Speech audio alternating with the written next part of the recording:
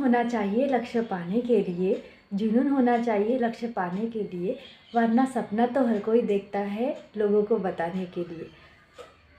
Welcome to my channel. आज हम सब लोग डिस्कस करेंगे कि मैंने अपने एसएससी जीडी की प्रिपरेशन कैसे की थी, वो भी 45 दिनों में, जिससे आप सभी की मदद हो सकेगी। क्योंकि आपके पास भी, आप सभी एसएससी जीडी कैंडिडेट के पास अभी बहुत कम टाइम बचा है प्रिपरेशन करने के लिए, और मैंने भी बहुत कम टाइम में प्रिपरेशन की थी। और मेरा टाइम टेबल कैसा था जिससे मुझे हेल्प हो सकी थी, और मैंने अपना सिलेक्शन लिया। तो आप सभी भी बिल्कुल इसमें सिलेक्शन ले सकते हैं। आपकी तो अभी बहुत पढ़ाई हो भी चुकी होगी।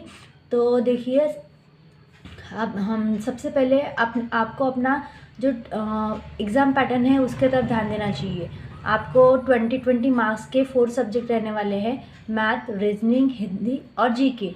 तो सबसे पहले मैं एक बात बताना चाहूँगी कि जैसे ही हम लोग हिंदी बोलते हैं, हिंदी या इंग्लिश, इन दोनों में से कोई भी चूज़ करना होता है, तो मतलब बेस्ट आपके लिए ये रहेगा, अगर आप कंफर्टेबल हैं हिंदी के साथ तो हिंदी ही चूज़ करें, क्योंकि आप हिंदी में बहुत अच्छा स्कोर कर सकते हैं।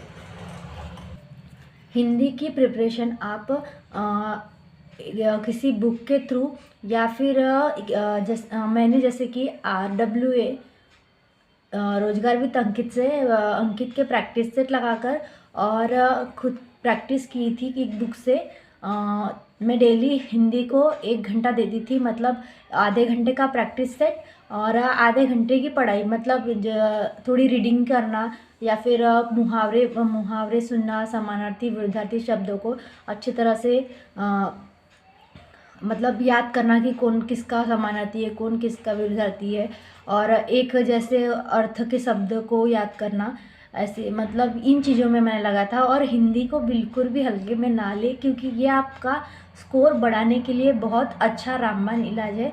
आप इसके थ्रू अपना एसएससी जीडी में स्कोर बढ़ा सकते हैं। बहुत लोगों को लगता है कि हिंदी है, और इसके कारण वो लोग कैसा करते हैं कि हिंदी की तरफ कम ध्यान देते हैं, और इसी वजह से फिर उनको पछताना पड़ता है।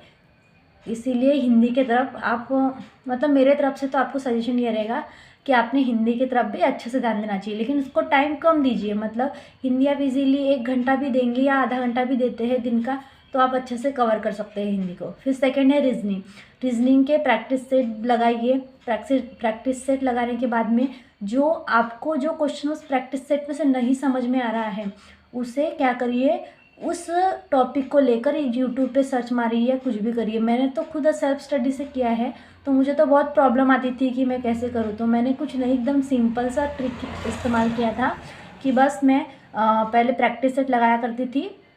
प्रैक्टिस सेट में मुझे जो क्वेश्चन में डिफ़िकल्टीज जाती थी, तो मैं उसे लेकर अपना यूट्यूब चैनल पे उस टॉपिक का पूरा स्टडी कर लेती थी। जैसे कि इमेज हो गया, इमेज तो इजी है। जैसे कि पासा हो गया, डिस्टेंसिंग, या फिर वो जो सीटिंग अरेंजमेंट होता है, उसमें जब भी मुझे प्रॉब्लम होती थी तो मैं उसकी क्लासेस देख लिया करती थी। और ऐसा कुछ नहीं है कि एक स्पेसिफिक टीचर से मैंने रीजनिंग पढ़ा है, मैं जो भी टीचर का मुझे अच्छे से समझ जाता था तो मैं उससे पढ़ लेती थी।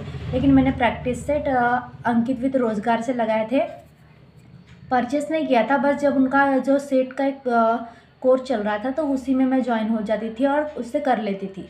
फिर है जीके और जीएस, तो आप कितना भी ट्राई करिए, लेकिन वो आना जहाँ से रहेगा वहीं से ही आता है।